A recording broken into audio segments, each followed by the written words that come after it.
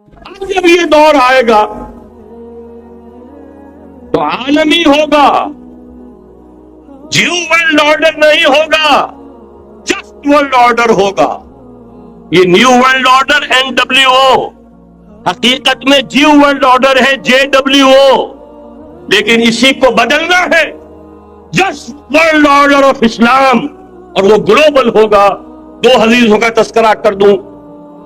حضرت ثوبان حضور کے ایک آزاد شدہ غلام تھے، وہ روایت کرتے ہیں، مسلم شریف کی روایت ہے، یہ صحیحین میں فرماتے ہیں کہ حضور نے ارشاد فرمایا، ان اللہ زوالی الارض فرأیت مشارقها ومغاربها وان امتی سیبلغ ملکها ما زوی لی منها، رواہ مسلم رحمہ اللہ۔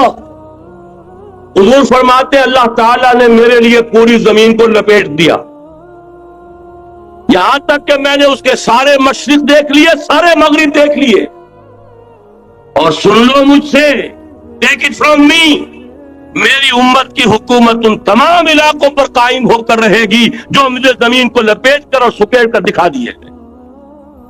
گلوبل ہوگی کہ نہیں؟ دوسری حدیث سنیے، یہ پھر مسند احمد ابن حنبل کی ہے۔ حضرت مقداد ابن اسود رضی اللہ تعالی عنہ فرماتے ہیں، حضور نے فرمایا، لا يبقى على ظهر الارض بيت وبر ولا مدر الا ادخله الله كلمة الاسلام بعز عزيز وذل ذليل، اما يعزهم الله فيجعلهم من اهلها او يذلهم فيدونون لها۔ یہ ہے حدیث مسند احمد ابن حنبل کی۔ اور حضرت مقداد فرماتے پھر میں نے کہا اچھا تب تو ہو جائے گی وہی بات، وَيَكُونُ الدِّينُ كُلُّهُ لِلَّهِ، دین کل کا کل اللہ کے لیے ہو جائے گا۔ حدیث کا ترجمہ یہ ہے کہ حضور نے فرمایا، روئے زمین پر نہ کوئی اینٹ گارے کا بنا ہوا گھر رہے گا، نہ کوئی اونٹ کے بالوں کے بنے ہوئے کمبلوں کا خیمہ رہے گا جس میں اللہ تعالیٰ کلمہ اسلام کو داخل نہ کر دے۔ لیکن یہ داخلہ دو طریقے سے ہوگا، بعز عزیز و ذل ذلیل، یا صاحب عزت کے اعزاز کے ساتھ، یا کسی مغلوب کی مغلوبیت کے ساتھ، یعنی یا تو اللہ تعالیٰ ان کا اعزاز فرمائے گا اور وہ کلمہ اسلام کے خود قائل ہو جائیں گے۔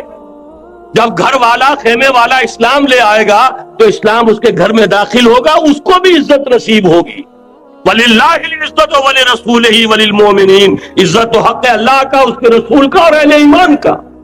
اور اگر وہ اسلام قبول نہیں کرے گا تو یؤتُ الْجِزْیَةَ عَنْ یَدٍ وَهُمْ صَاغِرُونَ، چھوٹے ہو کر رہنا پڑے گا، جزیہ دینا ہوگا، اسلام کی بالادستی قبول کرنی ہوگی۔ بتائیے اس کے بعد بھی کوئی شک ہے؟ یہ ہے آسمانی نقشہ۔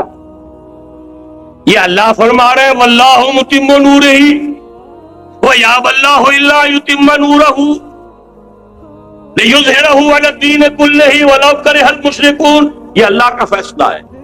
ادھر يُرِيدُونَ لِيُطْفِئُوا ہے، یہ زمینی نقشہ ہے۔ اب شکل کیا ہے؟ اب میں آپ سے عرض کر دوں کہ ان دونوں کے مابین جو خلا نظر آ رہا ہے، کوئی شخص یقین کے ساتھ نہیں کہہ سکتا کہ اب حالات کا کیا رخ ہوگا، اس لیے کہ ظاہر بات ہے قرآن مجید میں مستقبل کے بارے میں خود حضور سے کہلوایا گیا، وَإِنْ أَدْرِي أَقَرِيبٌ أَمْ بَعِيدٌ مَا تُوعَدُونَ، لوگوں مجھے معلوم نہیں ہے کہ جس بات کی تمہیں خبر دی جا رہی ہے وہ قریب آ چکا ہے یا دور ہے۔ وَإِنْ أَدْرِي لَعَلَّهُ فِتْنَةٌ لَكُمْ وَمَتَاعٌ إِلَىٰ حِينٍ، اور میں نہیں جانتا، ہو سکتا ہے اللہ کچھ اور مہلت دے دے تمہیں، اور کچھ اور آزمائش جو ہے اس کے لیے تمہارے لیے کوئی اور مہلت عطا فرما دے، ہو سکتا ہے۔ تو میں بھی کسی دعوے سے نہیں کہہ رہا، لیکن دو امکانات ہیں۔ امکان نمبر ایک کیا ہے؟ ابھی عالم اسلام کا ایک سالڈ بلاک ہے جو یہودی ورلڈ آرڈر کی نگاہوں میں کھٹک رہا ہے۔ میں کھٹکتا ہوں دل یزداں میں کانٹے کی طرح۔ اگرچہ ان کی اسٹریٹجی کیا ہے، ایک ایک کر کے ان کے حصے بکھرے کر کے تیا پانچا کرو۔ ابھی وہ بلاک کون سا ہے؟ ایران ہے، افغانستان ہے، پاکستان ہے، اور روسی ترکستان سے آزاد ہونے والی جو ریاستیں ہیں، یہ ایک سالڈ بلاک. یہ عجمی مسلمان عربی نہیں، عربی گئے، یہ نوٹ کر لیجئے. اس لیے کہ عربوں کو اللہ نے فضیلت دی تھی، محمد ان میں سے تھے صلی اللہ علیہ وسلم، یہ رتبہ بلند بلا جن کو مل گیا. لیکن ساتھ ہی اللہ نے دھمکی بھی دے دی تھی سورہ محمد میں، ان تتولوا یستبدل قوما غیرکم، اگر تم پیٹھ دکھا دو گے اس مشن کو جو ہم نے تمہارے حوالے کیا ہے، تمہیں ہٹائیں گے، کسی اور کو لے آئیں گے. اور یہ بات ہو چکی ہے 13ویں صدی عیسوی میں، 1258 میں جب سقوط بغداد ہوا ہے، عربوں کے ہاتھ سے عالم اسلام کی قیادت چھین لی گئی، معزول کر دیے. اس کے بعد قیادت کن کے ہاتھوں میں آئی؟ ترکوں کے ہاتھ. ترکان تیموری ہندوستان میں، ترکان صفوی ایران میں، ترکان سلجوقی مڈل ایسٹ میں، اور ترکان عثمانی کا تو کہنا ہی کیا ہے، وہ ایشیا مائنر سے چل کر آپ کو معلوم ہے کہ مشرقی یورپ کا کتنا بڑا علاقہ، دی گریٹ آٹومان امپائر اس صدی کے آغاز تک قائم تھی. اس صدی میں عجیب عجیب معجزے ہوئے ہیں. گریٹ آٹومان امپائر جو 3 بر اعظموں پر محیط، نام و نشان ختم. The great U S S R, نام و نشان ختم. اب تو روس صاحب ایک ملک کی حیثیت سے رہ گئے. یہ اس صدی میں دو اور وقت نہیں ہے، میں اور آپ کو کیا بتاؤں. اس صدی میں تو بڑے بڑے عجیب عجوبے ہوئے ہیں.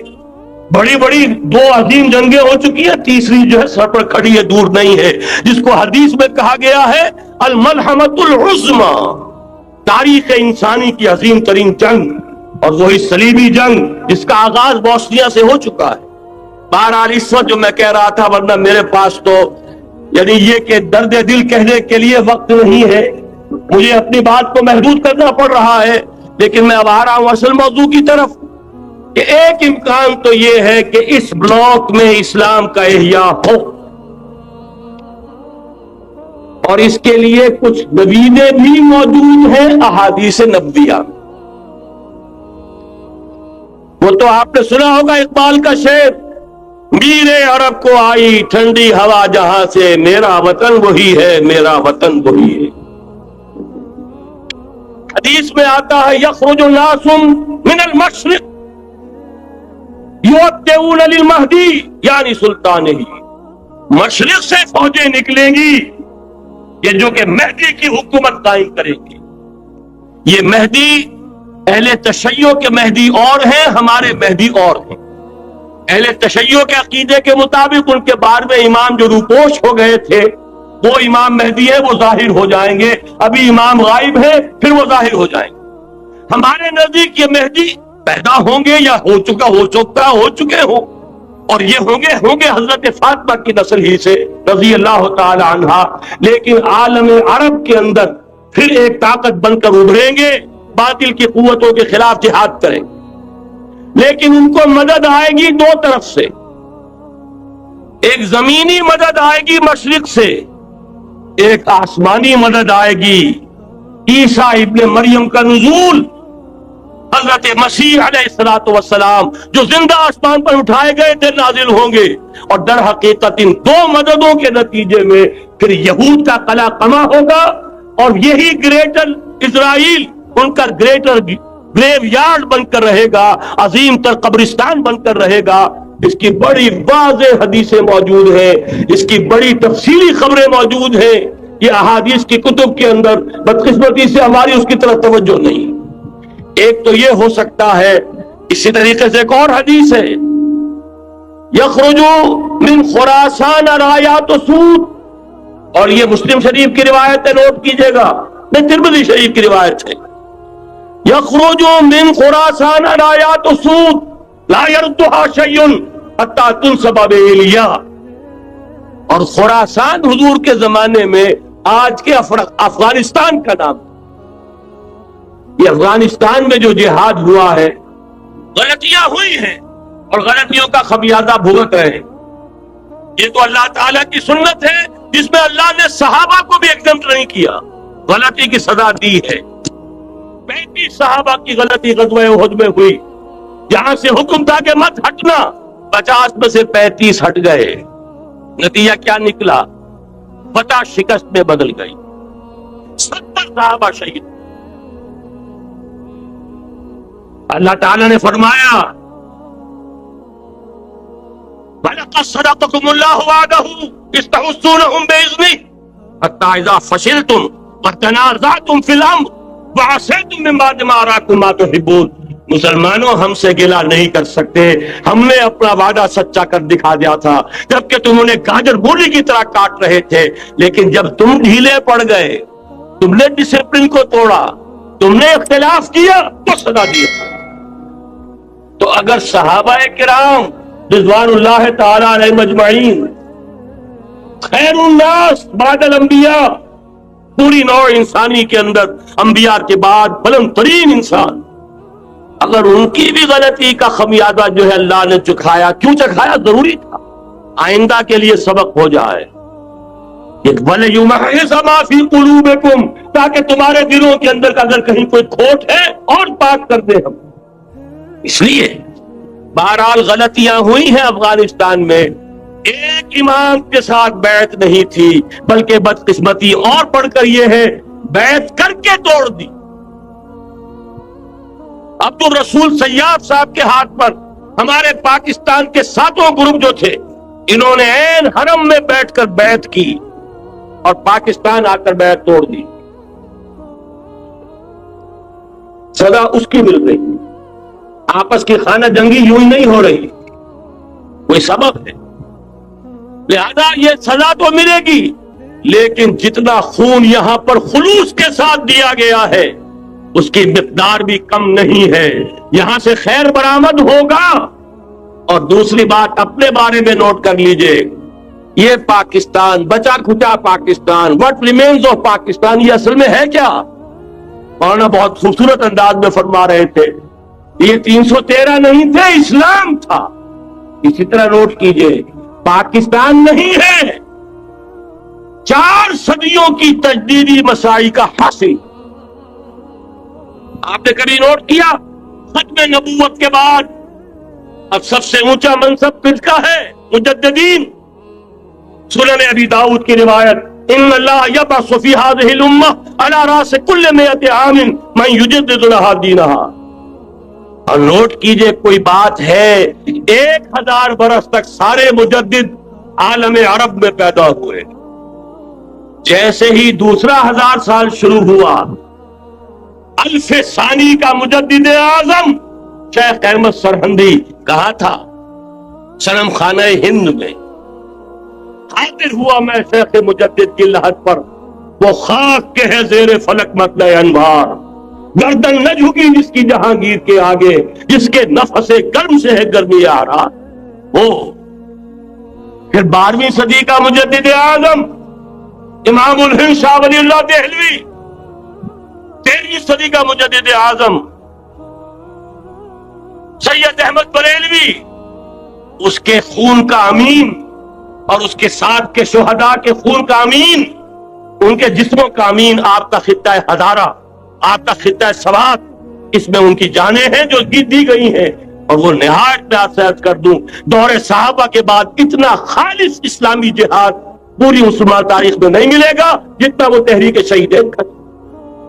14ویں صدی ہجری میں شیخ الہند جیسا مجاہد اعظم کہ انگریز نے گرفتار کر کے قید بھی کیا ہے، تو کہاں ہندوستان میں نہیں، کہاں جزیرہ سائرس، کیا نام تھا، مالٹا، جزیرہ مالٹا بحر روم میں. اقبال کے نفس سے ہے لالے کی آگ تیز، ایسے غزل سرا کو چمن سے نکال دو.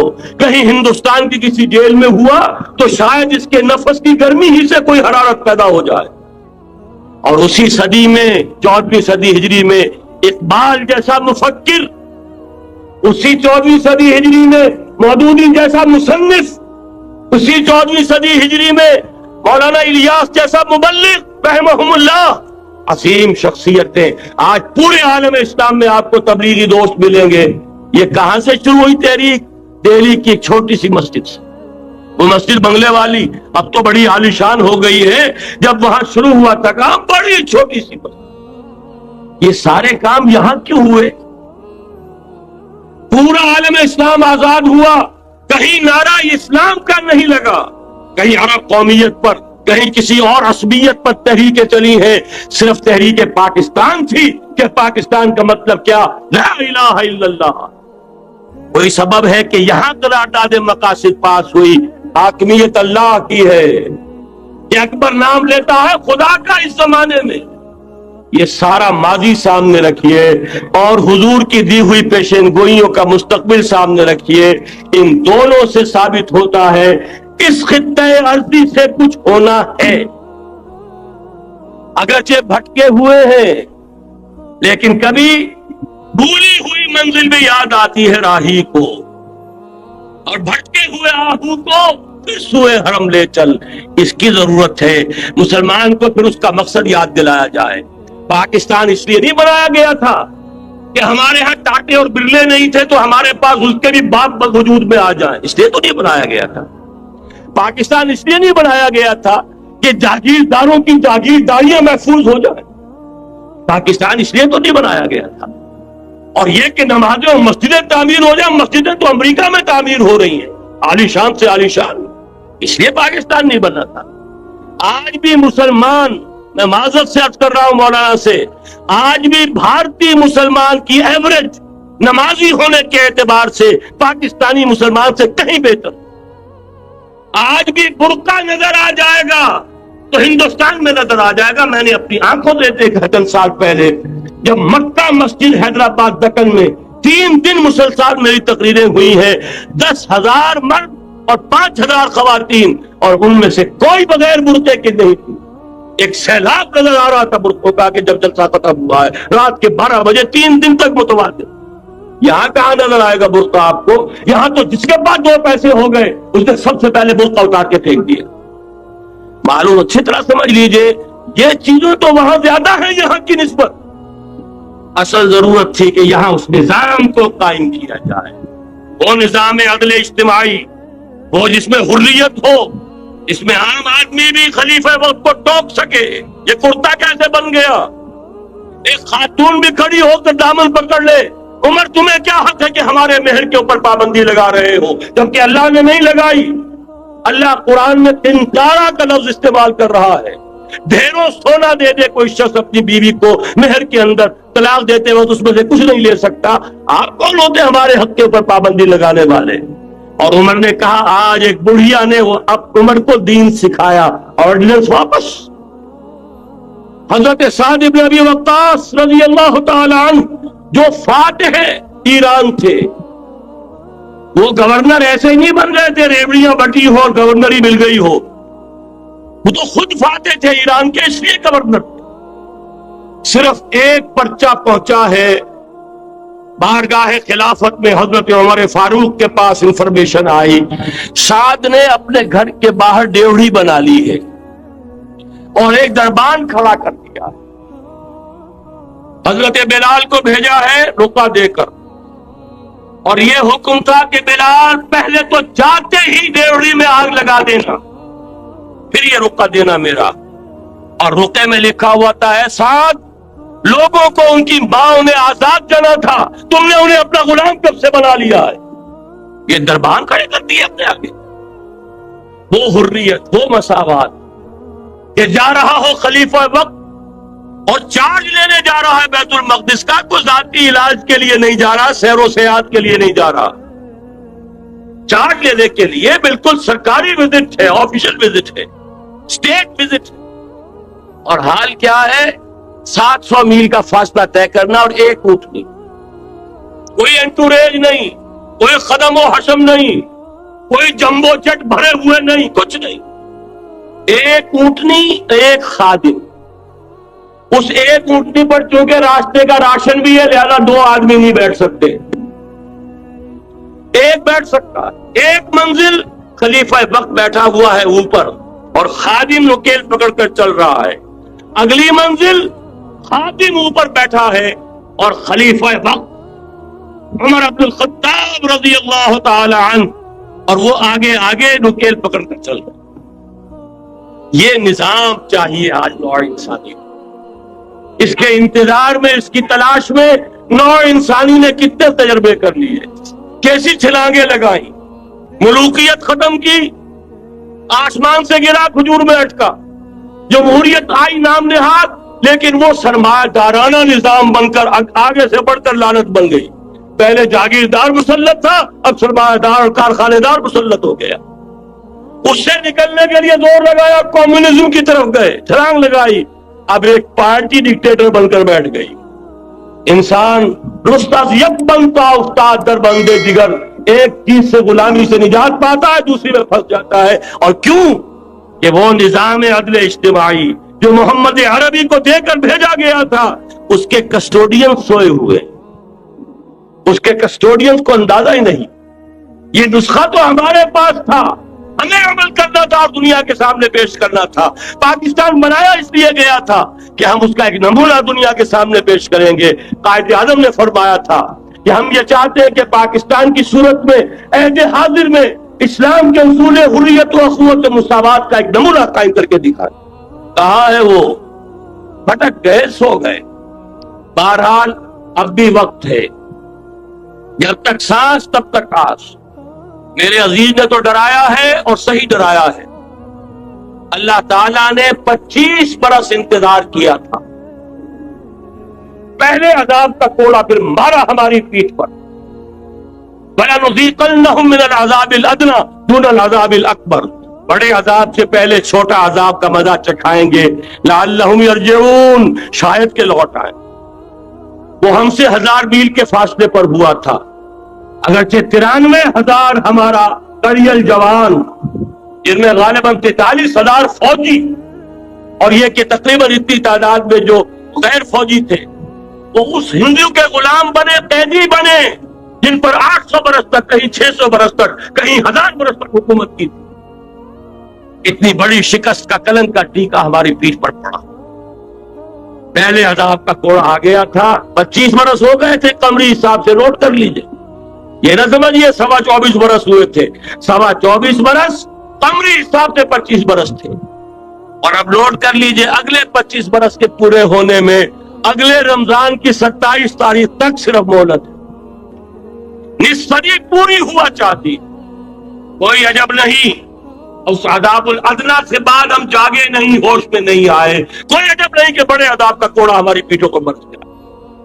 لیکن مجھے یہ یقین ہے، نوٹ کر لیجئے، اگر یہ دوسرا امکان ہو گیا، خدا نہ خواستہ اللہ کے عذاب کا کوڑا ہماری پیٹھ پر برسا، مجھے یقین ہے اللہ ہندوؤں کو مسلمان بننے کی توفیق دے گا، لیکن اسلام کا بول بالا اسی خطے سے ہوگا۔ تاریخ میں یہ ہو چکا ہے آیا فتنہ تاتار کے افسانے سے، پاسباں مل گئے کعبے کو صنم خانے سے۔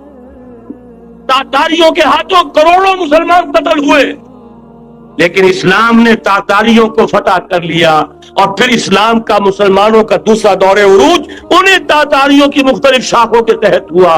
وہ تاتاری ہی تو تھے، وہ سارے ہورس، ٹرکش ہورس، ترکان تیموری، ترکان صفوی، ترکان سلجوقی، ترکان عثمانی، وہی تو سٹاک تو وہی ہے آیا فتنہ تاتار کے افسانے سے، پاسباں مل گئے کعبے کو صنم خانے سے، اس لیے کہ حضور نے فرمایا مشرق سے ہوگا، جہاں سے فوجیں چلیں گی، تو کوئی عجب نہیں۔ بہرحال یہ 2 امکانات ہیں، لیکن اس کا فیصلہ تیرے ہاتھوں میں ہے، دل یا بدن، سیدھی بات۔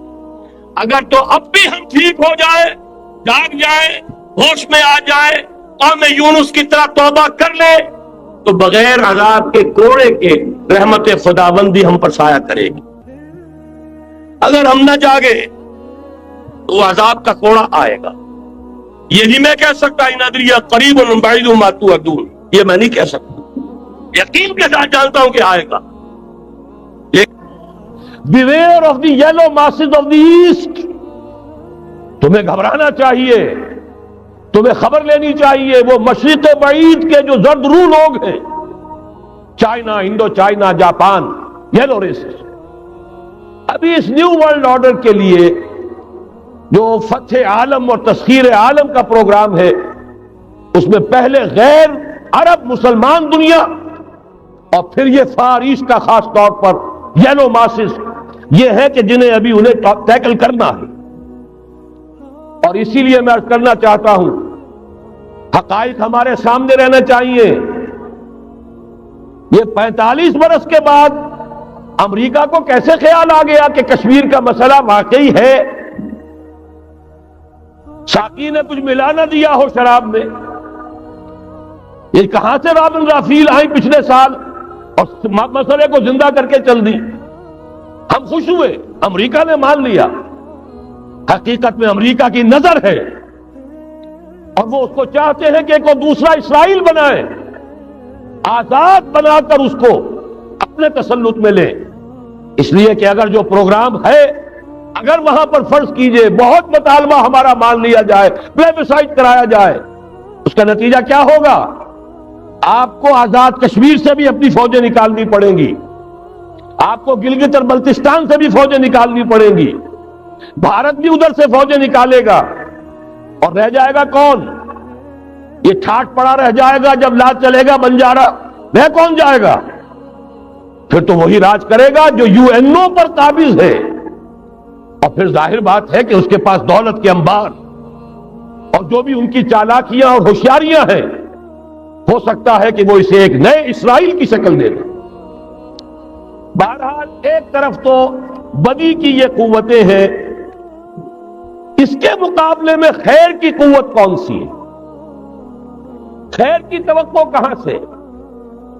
اس سے پہلے کہ میں اس موضوع پر آؤں، اب میں آپ کے سامنے وہ نوید خلافت جو میری آج کی گفتگو کا عنوان ہے، اگرچہ کنٹراسٹ بہت بڑا ہے، حالات اتنے خراب، خیر کی کوئی امید نہیں، کہیں سے کوئی اچھی خبر نہیں آتی، لیکن یہ کہ وہ نوید خلافت سب سے پہلے تو انہی دونوں آیات کے حوالے سے واللہ متم نورہ ولو کرہ الکافرون، اللہ لازماً اپنے نور کا اتمام فرما کر رہے گا چاہے یہ کافروں کو کتنا ہی ناگوار۔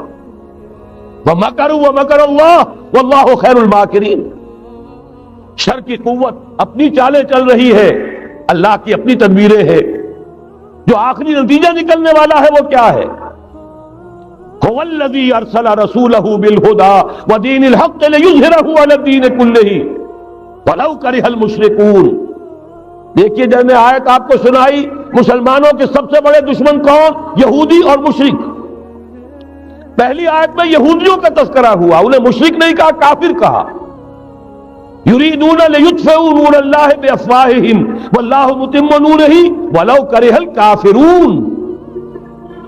اگلی آیت میں اب آیا، اللہ نے تو اپنے رسول صلی اللہ علیہ وسلم کو بھیجا ہی اس لیے ہے، اس قطعی فیصلے کے ساتھ بھیجا ہے، الہدا، کتاب ہدایت، ہدایت کاملہ قرآن مجید دے کر، دین حق، نظام عدل، عدل و قسط، نظام عدل اجتماعی، سچا دین، سچا نظام دے کر بھیجا تاکہ غالب کریں اسے کل کے کل دین پر، پورے نظام زندگی پر، وَلَوْ كَرِهَ الْمُشْرِكُونَ، چاہے یہ مشرکوں کو کتنا ہی ناگوار ہو۔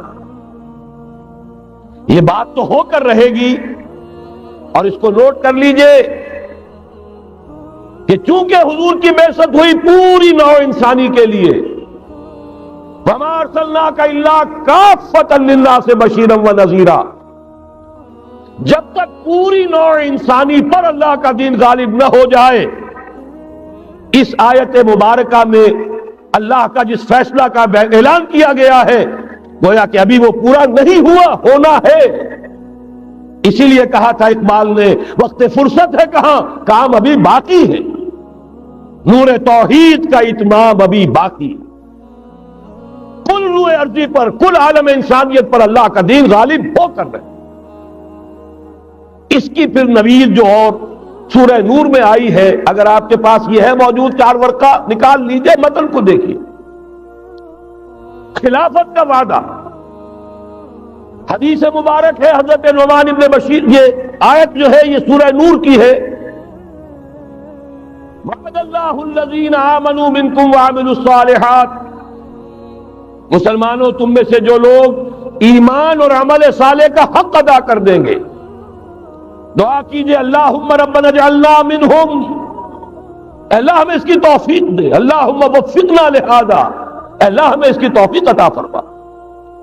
لیکن اگر تم یہ کر دو گے تو اللہ کے 3 وعدے ہیں، لَيَسْتَخْلِفَنَّهُمْ فِي الْأَرْضِ كَمَا اسْتَخْلَفَ الَّذِينَ مِنْ قَبْلِهِمْ، انہیں زمین میں خلافت عطا کرے گا لازماً، جیسے کہ ان سے پہلوں کو عطا کی تھی۔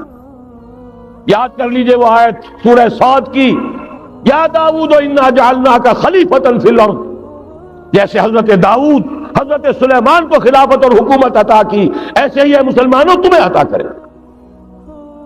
وَلَا يُمَكِّنَنَّ لَهُمْ دِينَهُمُ الَّذِي ارْتَضَىٰ لَهُمْ، اور ان کا وہ دین اسلام جو اللہ نے ان کے لیے پسند کر لیا ہے، اسے تمکن غلبہ عطا کرے گا۔ وَلَا يُبَدِّلَنَّهُمْ مِن بَعْدِ خَوْفِهِمْ أَمْنًا، اور وہ بدل دے گا خوف کی حالت کو امن کی حالت سے۔ یہ 3 وعدے اصل میں ایک ہی ہیں۔ مسلمانوں کو خلافت عطا ہو جائے، ظاہر بات ہے دین کا غلبہ ہوگا، دین کا غلبہ ہو گیا، مسلمانوں کی حکومت ہو گئی، مسلمانوں کے لیے کوئی اندیشہ نہیں، خوف نہیں۔ اب نوٹ کیجئے تاریخی اعتبار سے جو اب وہ خیر کی بات چلنی شروع ہوئی، یہ آیت نازل ہوئی ہے سن 5 کے اواخر میں یا سن 6 کے شروع میں۔ چونکہ صحابہ کرام دونوں شرطیں پوری کر چکے غزوہ احزاب میں، اپنے صبر اور مصابرت، اپنی استقامت، اپنی قربانی، اس کا پورا ثبوت دے چکے، جبکہ وہ رجلیہ یہ شعر پڑھ رہے تھے، نحن الذین بایعوا محمدا علی الجہاد ما بقینا ابدا، ہم وہ لوگ ہیں جنہوں نے محمد سے صلی اللہ علیہ وسلم جہاد کی بیعت کی ہے، اب یہ جاری رہے گا جب تک جان میں جان دے۔ لہذا شرطیں چونکہ پوری ہو چکی، لہذا اللہ کی طرف سے اس کی جزا، اس کا بدلہ، وعدہ شروع ہو گیا پورا ہونا۔ سن 6 میں صلح حدیبیہ ہو گئی، انا فتحنا لک فتحا مبینا، سن 7 میں خیبر فتح ہو گیا، 8 میں مکہ فتح ہو گیا، 9 میں پورے عرب کی صفائی کر دی گئی، موپنگ اپ آپریشن۔ فَإِذَا انْسَلَخَ الْأَشْهُرُ الْحُرُمُ فَاقْتُلُوا الْمُشْرِكِينَ حَيْثُ وَجَدتُّمُوهُمْ، گویا کہ پورے جزیرہ نما عرب پر وہ نظام قائم ہو گیا، اللہ کی حکومت اور اس کے نیک بندوں کی خلافت۔ اس کے بعد کل 24 برس میں یہ نظام کہاں سے کہاں پہنچا، ترکستان کے علاقے سے لے کر اور شمالی افریقہ کا اکثر و بیشتر علاقہ شامل، یہاں اب اللہ کا نور جگمگا رہا ہے، توحید کا ڈنکا بج رہا ہے۔ البتہ جیسا کہ میں عرض کر چکا ہوں، پھر وہ یہودی سازش، آپس کا اختلاف، خانہ جنگی قدم رک گئے۔ نہ صرف یہ کہ قدم رک گئے، حادثہ اس سے بھی بڑا ہوا، زوال شروع ہو گیا۔ یہ جو اس کے بعد سے آج تک ہماری تاریخ ہے 1400 برس کی، اس کے لیے ایک حدیث ہے جو اس کتاب کے 4 صفحے پر درج ہے، یہ اگر آپ کو نہیں بھی ملا ہے تو جاتے ہوئے لے کے جائیے گا، یہ ہمارا ہدیہ ہے۔ اس لیے کہ جو مایوس کن حالات ہیں جن سے ہم دو چار ہیں، ان میں ہمارا حال یہ ہے کہ سمجھنے دے مجھے اے نا امیدی کیا قیامت ہے، کہ دامان خیال یار چھوٹا جائے ہے مجھ سے، امید کا دامن ہاتھ سے چھوٹ جاتا، کیسے حالات سیدھے ہو جائیں گے، کیسے خلافت آ جائے گی۔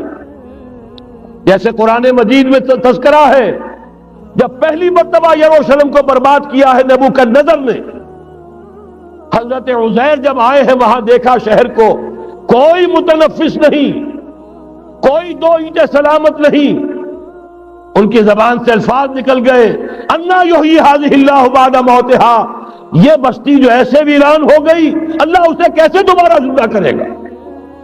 سورہ بقرہ میں واقعہ مذکور ہے، میں صرف حوالہ دے رہا ہوں۔ آج وہی حال ہمیں نظر آ رہا ہے، دنیا میں خلافت کیسے آ جائے گی؟ یہاں تو ڈنکا بج رہا ہے امریکہ کا، یہاں تو طاقت وہ ہے، اسرائیل کا خنجر جو ہے عالم عرب میں بھپا ہوا ہے، اور غیر عرب مسلم ورلڈ میں بھارت کا خنجر، اور دونوں خنجر کا نشان ہے۔ کبھی نقشہ دیکھا ہو، اسرائیل تو واقعتاً خنجر کے مانند تھا، جب تک یہ ویسٹ بینک شامل نہیں ہوا تھا اس کی شکل بالکل خنجر کی، اوپر دستہ اور نیچے وہ پھل، عالم عرب کے سینے میں پیوست۔ یہی بھارت کا حال ہے۔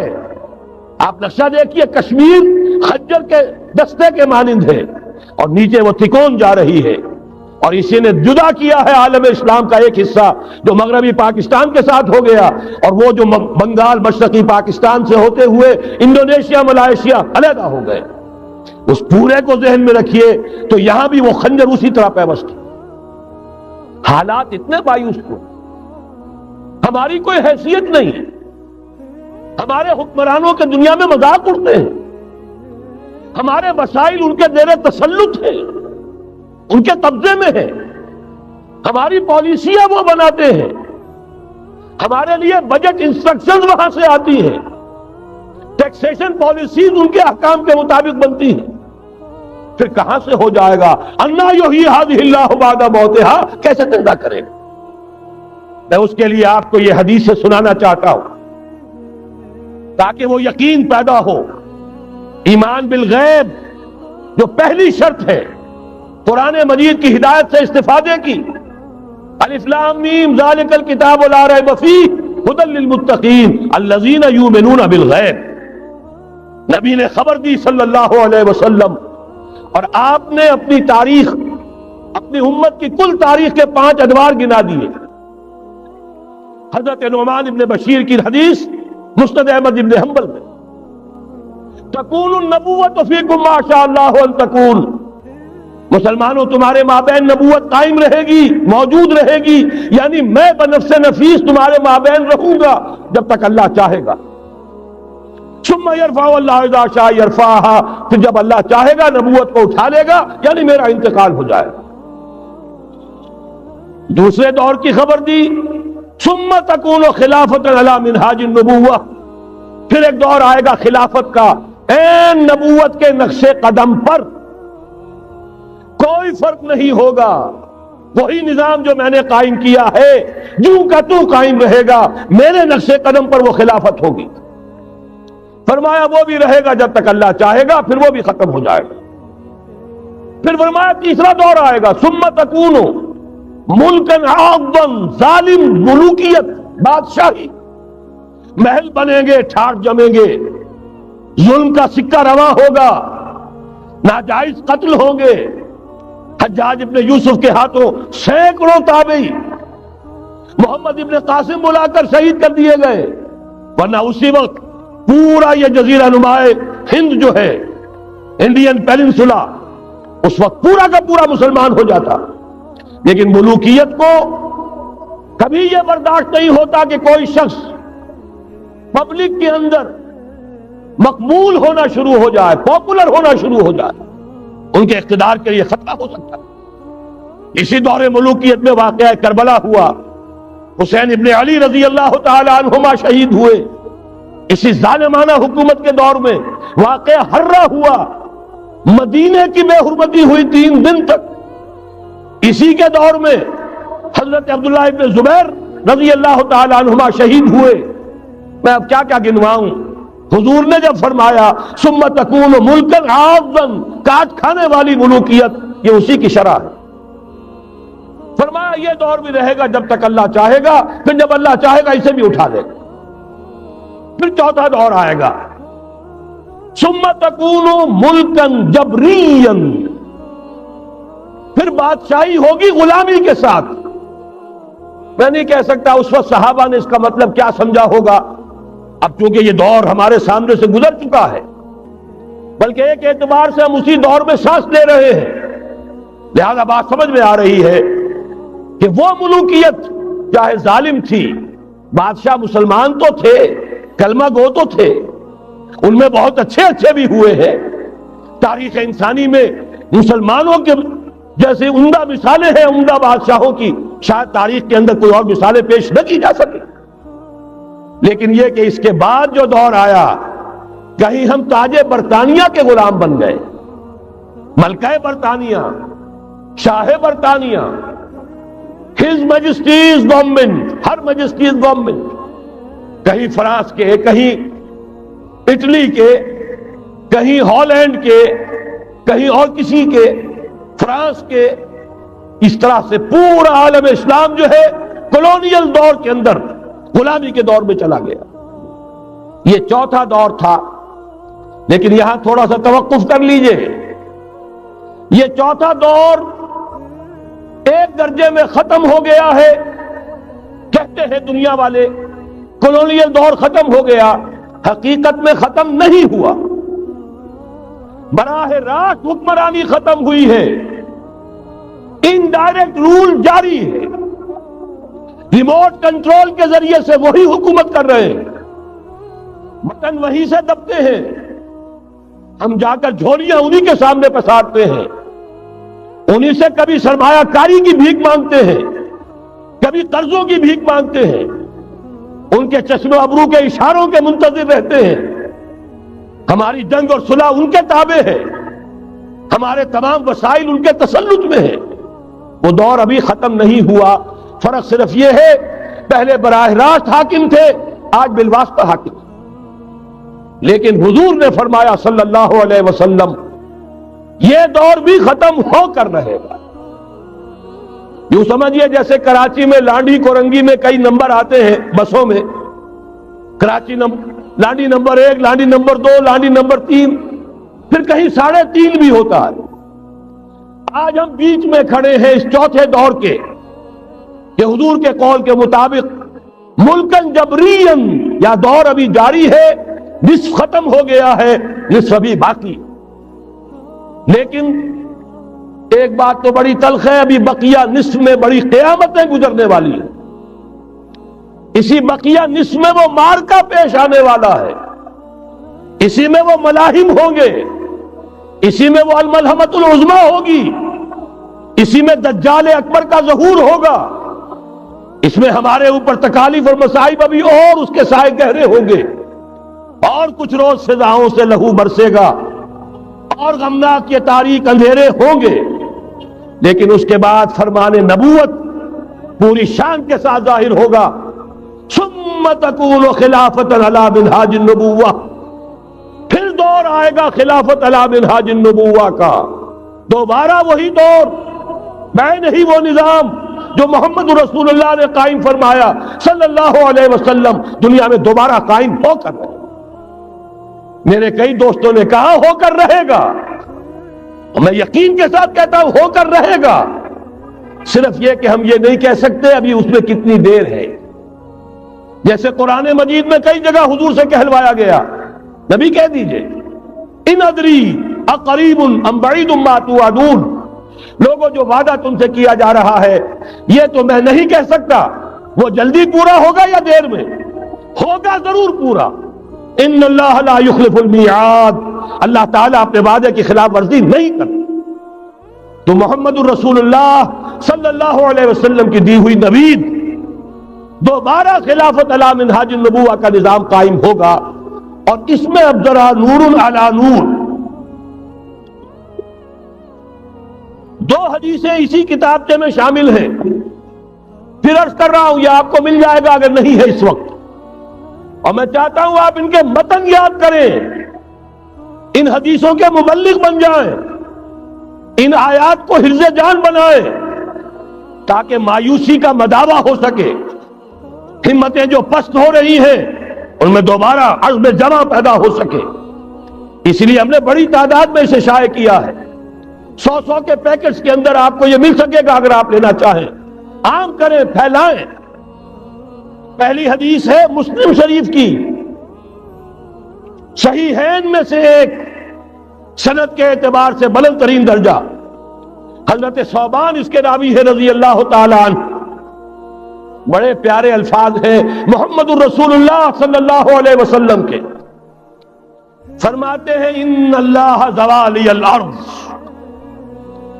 اللہ نے میرے لیے پوری زمین کو سکیر دیا، لپیٹ دیا، فرائے تو مشارقہا و مغاربہا، میں نے اس کے سارے مشرق دیکھ لیے، سارے مغرب دیکھ لیے، وَإِنَّ أُمَّتِي سَيَبْلُغُ مُلْكُهَا مَا زُوِيَ لِي مِنْهَا، اور یقین رکھو میری امت کی حکومت ان تمام علاقوں پر قائم ہو کر رہے گی جو مجھے اس طرح زمین کو سکیڑ کر اور لپیٹ کر دکھا دیا۔